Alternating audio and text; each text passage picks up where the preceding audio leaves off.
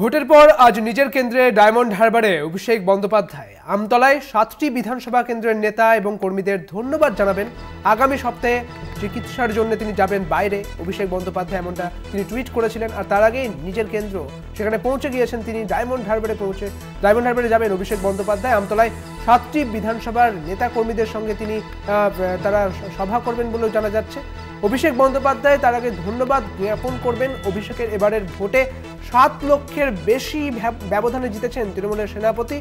আর তিনি যখন বিদেশে যাচ্ছেন চিকিৎসার জন্য, ঠিক তার আগেই তিনি ডায়মন্ড হারবারে যাবেন এবং ডায়মন্ড হারবারে যাওয়ার পরে তিনি কর্মী সমর্থকদের সঙ্গে তিনি তার যে ধন্যবাদ জ্ঞাপন করবেন তিনি, এমনটাই জানা যাচ্ছে। বিধানসভা কেন্দ্রের নেতা কর্মীদেরও ধন্যবাদ জ্ঞাপন করবেন। নিজের কেন্দ্র ডায়মন্ড হারবারে অভিষেক বন্দ্যোপাধ্যায়। ভোটের পর আজ নিজের কেন্দ্রে অভিষেক বন্দ্যোপাধ্যায়। আপনাদের জানিয়ে রাখি যে অভিষেক বন্দ্যোপাধ্যায় তিনি বলেছিলেন যে সাময়িক কিছু বিরতি চাই, কারণ তার চিকিৎসা রয়েছে এবং তারপরেই তিনি টুইট করেন এমনটা। এবং এবার যেটা জানা যাচ্ছে যে বিদেশে যাওয়ার আগে, চিকিৎসার জন্য বিদেশে যাওয়ার আগে তিনি ডায়মন্ড হারবারে যাবেন এবং সেখানে নেতা কর্মীদের সঙ্গে তিনি কথা বলবেন, তিনি ধন্যবাদ জানাবেন।